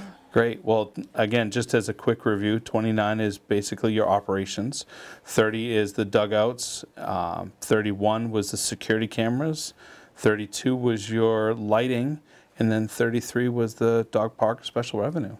Yep. Excellent. Well, thank you for joining us today, and best of luck to you in your maternity leave off. Yeah, thank you. So we look forward to all the happy smiles to come. So, yes, absolutely. Excellent. Thank you. Thanks. We're joined now by Jim and Lori for the town manager's office. Jim Gleason, our town manager, and Lori Bolosevich, the finance director. Thank you guys for joining us to go over everything today. We're going to lead things right off with Article 5, which is the general operating fund. And that is set for $9,854,000. And should it be defeated, the default is at $9,717,000. But looking at the estimated tax impact, we're looking at about 3.344 per thousand. Let's talk a little bit about the operating budget, and perhaps maybe look at a little bit of year over year and how we're positioning the town of Littleton moving forward. Actually, that's a good area to start, Chad. The proposed 2023 budget is about $120,000 more than the 2022 budget. And the majority of that increase in costs are based on healthcare increases, which we don't have a lot of control over. Right.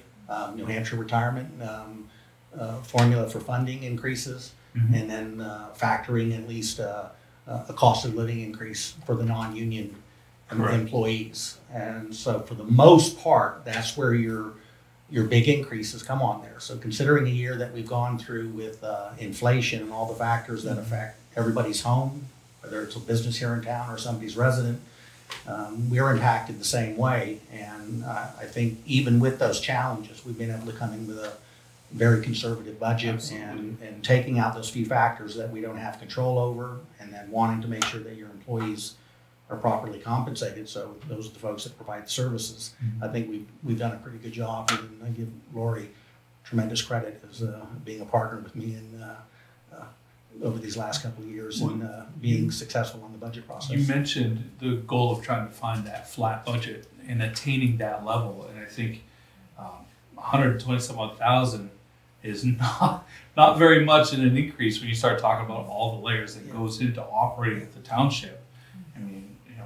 And I think going on that, if maybe to the folks out there who may be listening to this and looking how they, you know, will make their decision on the 14th on a budget. This last year in 2022, we've come in at 6+% under budget and over $500,000 that we're able to return to the town reserves. And again, that's with a lot of Lori's effort and work, and she's a pretty good taskmaster in keeping everybody on.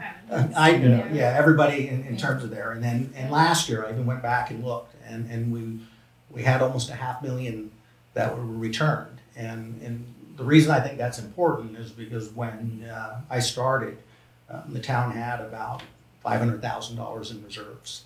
So in putting those 2 years together, it almost brings it to, you know, $1.5 million, maybe closer to $1.7 million. Last year, the board was able to use $475,000 of that to buy down the tax rate for the second half of the year.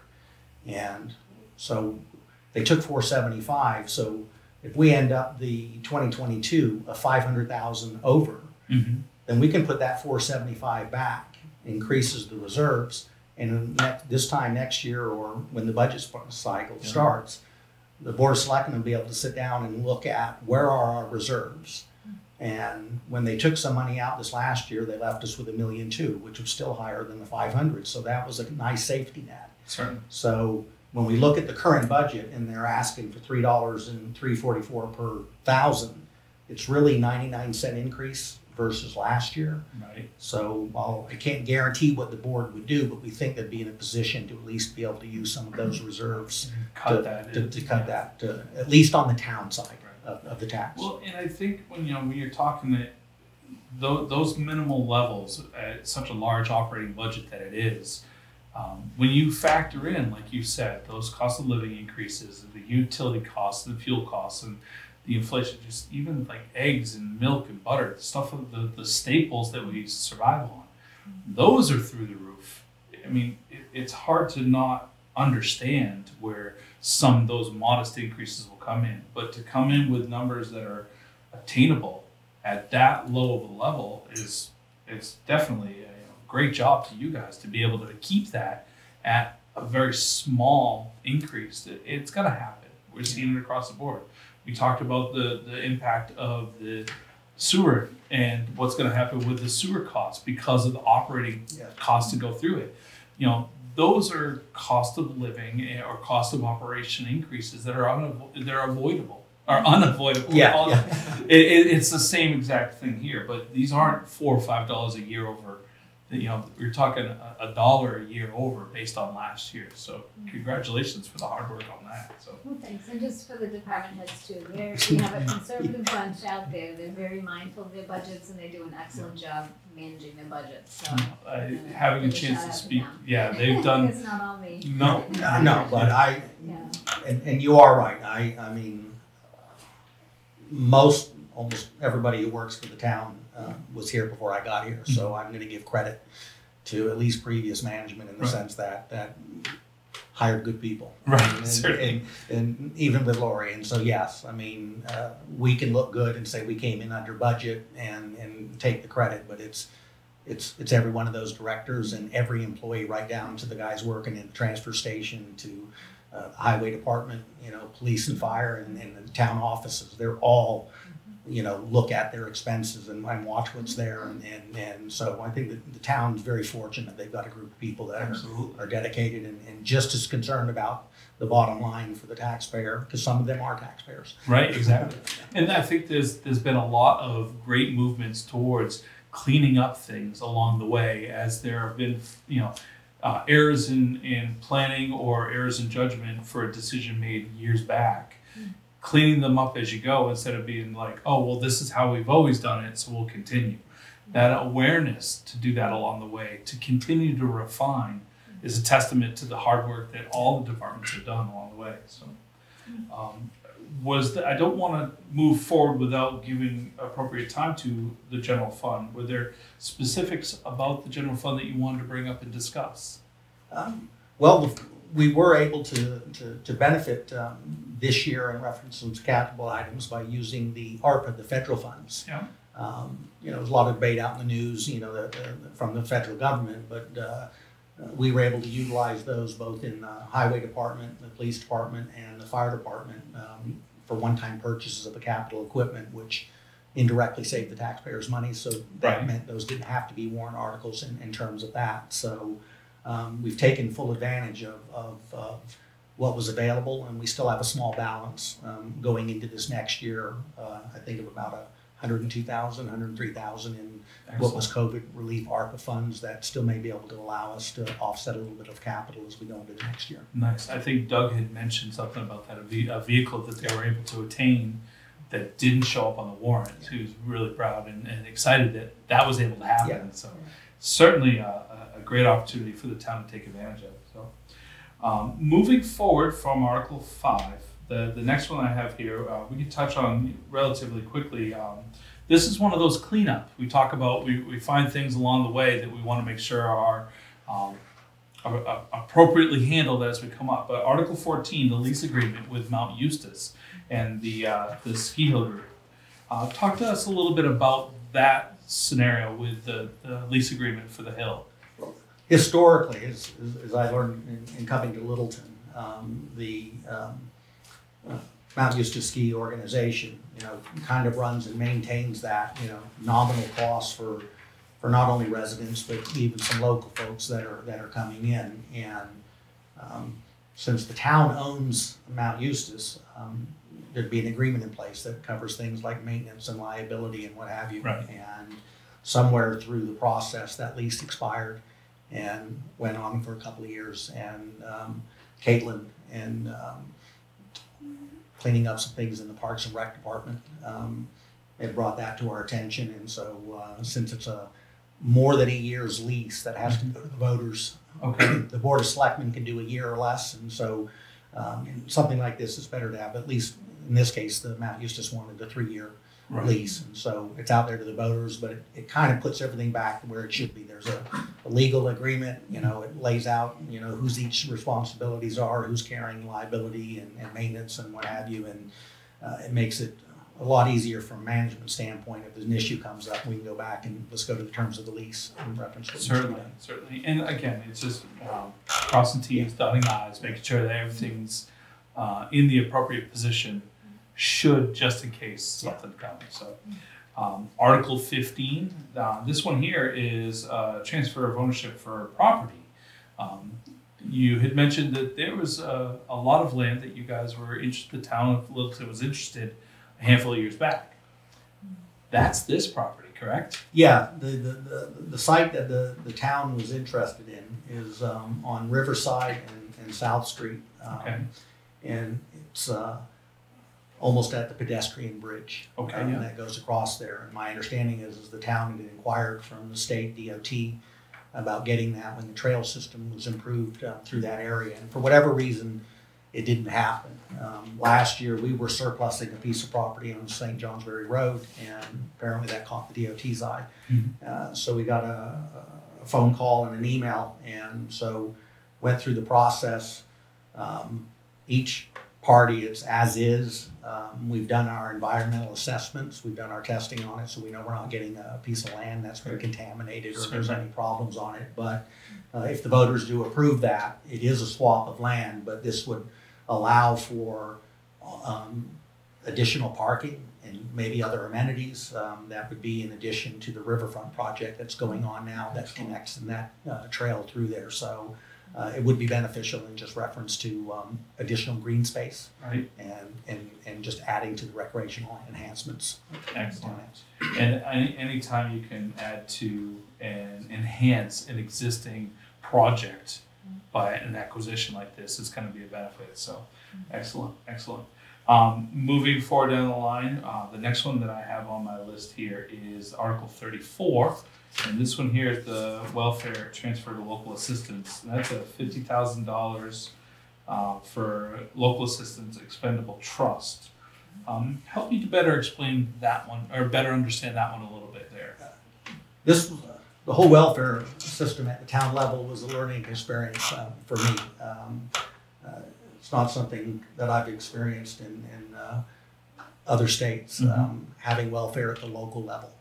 And if you look back historically, Littleton was able to budget, let's say $50,000, and that pretty much covered all the different categories that fell in there.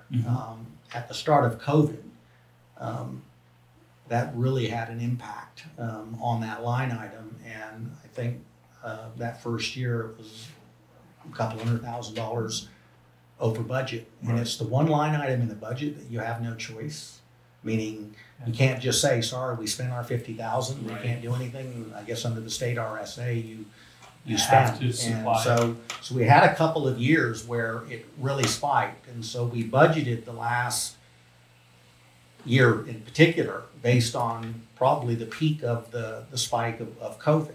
And as that came down and some of the restrictions and maybe employment and folks weren't displaced as much, we didn't spend as much as what was budgeted. And so it gave an opportunity, since it was budgeted and unspent, to move it to this trust fund, for the welfare trust fund, so that if another cycle like a COVID or another year comes along that causes a spike or an increase, the town has got a little more reserves or savings set aside versus just spending out of the general fund with no checks and balances. So this is very similar, if I'm understanding correctly, very similar to what we're doing with our vehicle funds, so that it's there for when we need it, instead of it's proactive rather than reactive. Yeah, actually, it's a good point, because they were doing that already with the police department.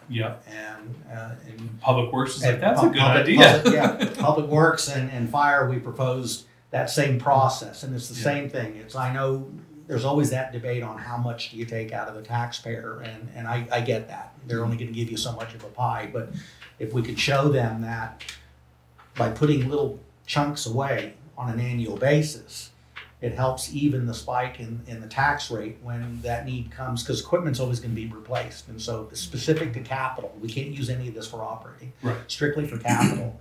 It just helps, one, on a budgeting standpoint, and then also helps us keep a lower tax rate, because you're not going for 3 years without counting for it, and then all of a sudden you have to buy 4 trucks that you didn't budget. Or you face a global pandemic that sets you back 3 times what you had allocated. You can also save the cost of interest if you don't have to borrow. That's true. That's true. Excellent point. That's what the finance director comes in. Absolutely. That's why she keeps me in check. All right. That's excellent. Now, the last 2 that I have on here are both in reference to veterans tax credits. And they're both to readopt what used to be within the town's operating procedures. Is that correct? Yes. Did I say that right? Okay. Yes. Yeah. So Article 36 is the optional veterans tax credit, and then sorry, I said that wrong.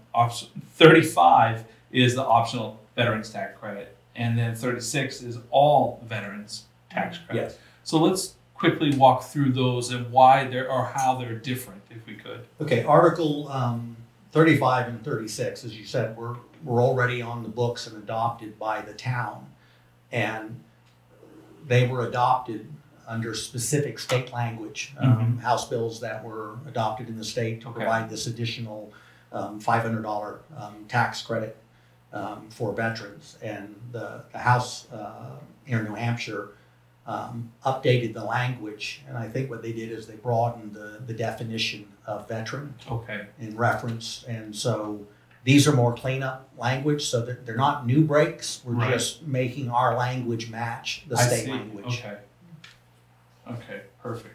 So they're not a revote to set something new. It's following suit of what the state is doing. Yeah. So, okay, excellent. Well, that's great. This has actually been very educational for me. I know that there's a lot of things on here that were a little confusing in some ways, but I'm sure that the voters at home are going to feel the same way as well. So, March 14th. March 14th. Big day over at the town municipal parking lot area, which will be being paved at some point, we hear. So that's great. Any final thoughts for the voters at home that are watching? No, I mean, hopefully they do turn out. They take this serious, and if they look back at our history finishing this year and what we did last year, and even going back to what you said earlier, some of the cleanups and the audits and what have you, that we've at least hopefully given a sense of comfort that the town is in good financial condition. We're as transparent, as open as can be, and while I can't guarantee we'll come in next year at the same dollar amount or in terms of under budget, but we've been successful the last two, and we'll work hard, and hopefully they'll give us their trust in improving this budget for 2023. Well, and I think you kind of summed up really appropriately that the town is looking good financially, but it's also under good leadership around all the board, or all the direction from all the departments. So certainly that trust is easy to give when it's reciprocated. So excellent. Well, thank you both for joining us, and I want to thank everybody for joining us. Was there a final thought that you had? Well, I didn't want to push your support from the union agreements. Yeah, Lori, good point there. Yeah. Yes, I know you probably dealt with the union agreements maybe under the different departments, and I think again, why I have Lori. Why we have Lori. That's certainly right. Yeah, I didn't circle them. Yeah, I went right past them. Because Lori and I are part of the negotiating committee. For all of the agreements, and then there'll be a board of selectmen, and then the department director. And while it's a tough year when you think of that you're doing all three groups at one time, and I think going back historically, that might not have been the case, and especially when you have police and fire in the same year. So one, it has been a little more challenging because you're dealing with all of those in one year, but hopefully what the voters may see is that there's some definite long-term benefit in the process. First of all, we believe that they're fair and they're equitable agreements, both to the town and to the employees.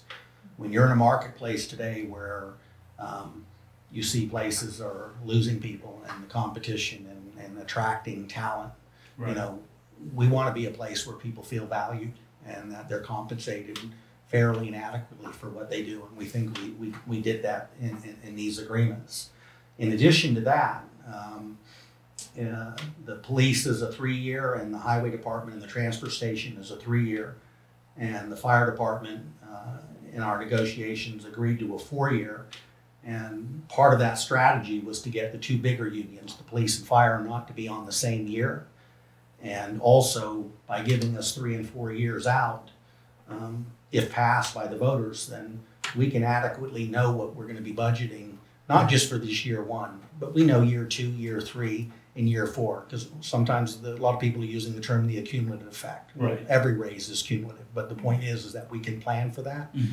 And I think another two big advantages. It provides, I say, labor peace, not like there's strikes or whatever going on, but it's less tension between management and union, to knowing that we're on the same page. Okay, we want what's fair for them and what's fair for the taxpayer. But I think even more so that there's a cost involved in these union negotiations that sometimes aren't shown in the contract itself, and that's through legal and what have you. And this year, that figure I think was in excess of $50,000 to $60,000 in there. So if we have to go back and do this again next year, you know, it's probably going to be looking at that same dollar amount, and then if you get a year out of it, I mean, so there is a benefit in the sense of if the voters were look at it in that mindset, is that there's also some savings in the sense that I won't need to expend, say, maybe $150,000 because we won't be negotiating for at least 3 years. Yeah. And so there's some indirect savings in there, in addition to the intangibles we talked about employees feeling valued and appreciated, and maybe make us a little more attractive place when we do have openings, to have people say, that's where I want to go to because they made a commitment to their employees, but also understanding that we have to make a commitment to the taxpayers. Certainly. And I believe you do that by having people that are happy and enjoy their job, because they're the ones who then are going to give you the services. Right. So hopefully it's a benefit for everybody when it's said and done. And touching base quickly on the revisiting those negotiations, Captain Miller was here earlier, and you may not be at the same starting point, so you may have to go through those entire negotiations again. So you can't just pick up where you left off and hope for the best, because, you know, cost of living changes, you know, environmental changes, you know, the codes that may be enforced that require certain licensures could change. You don't know, and it all adds up. And unfortunately, doing it year over year is almost a waste in some ways. Yeah, so. it is. And I know some folks may look and look at a certain percentage on average, and I think the fire and the highway department and the transfer station are somewhere around a 5% average over the life of an agreement. The police department's just a little bit higher than that. And, you know, so if someone looks at that and says, well, I didn't get that kind of raise, you know, maybe today in my job or what have you, I understand maybe that their frustration on that end, but when you're talking about some key departments in reference that are, all three are now classified as public safety under the state of New Hampshire. Right. I think that with the governor allocating with the DPW in terms of there. So those are the three areas that you want people to be happy and feel good. Because those are the folks that are out, you know, protecting you on the streets. They're the ones that are showing up in the fire call. They're showing up when it's the medical call. They're the ones that are plowing, you know, when the storm's going on, and when you get up in the morning, you expect the street and the sidewalk to be cleared out. So hopefully the voters will at least take a real good look at that and realize that I think there's some real intangible benefits to approving all three of those and providing some financial certainty for us and Lori and I on the budgeting side of it, but also to the employees, you know, and that are there. And again, if we have openings and some issue, at least then someone could come in and look here and realize there's some stability and there's some long-term, you know, history that's tied into the negotiations, and so therefore Littleton may be the place I'd rather work than somewhere else. Well, yeah, you're building that viable working model for those future candidates. So, you know, the hope is that they're going to migrate to this town instead of, you know, exodus out. So that's excellent. Lori, do we have anything else? Well, just one more thing, just to clarify a little bit. If all budget warrant articles pass, not just the budget, but all warrant articles pass, it would be the 99.9% increase, which is just under $300 a year on a home valued at $300,000. So it wasn't just for the general fund, but for all articles. That's for everything that we've talked about with all department heads. Including the petition ones that we have not talked about here as well. Yeah. So. Yeah, going back to, like we said, the new capital fund for fire, the new capital fund for DPW in terms of there. So, you know, I kind of look at that and say that may be $100,000, but that's if those two were passed at 50 each, but that's money again going into reserve funds so that it helps us maintain that tax rate. So it doesn't come as a spike 2 years down the road when something needs to be repaired or replaced. So. Yeah. Excellent. Well, once again, I want to thank you both for your time and sharing your knowledge and ideas about how to better manage the town of Littleton. And I'm sure that the taxpayers are going to certainly appreciate that hard work on your end. So Well, we appreciate the time and the role you do in helping in transparency and making sure that's why we're here. and taxpayers are To aware. help to educate so people can make those informed decisions. So thank you again, this time for real, for joining us today for our budget review for the 2023 vote. Be sure to join us at the town municipal lot, municipal building on March 14th. Voting begins at 8 a.m. or 7?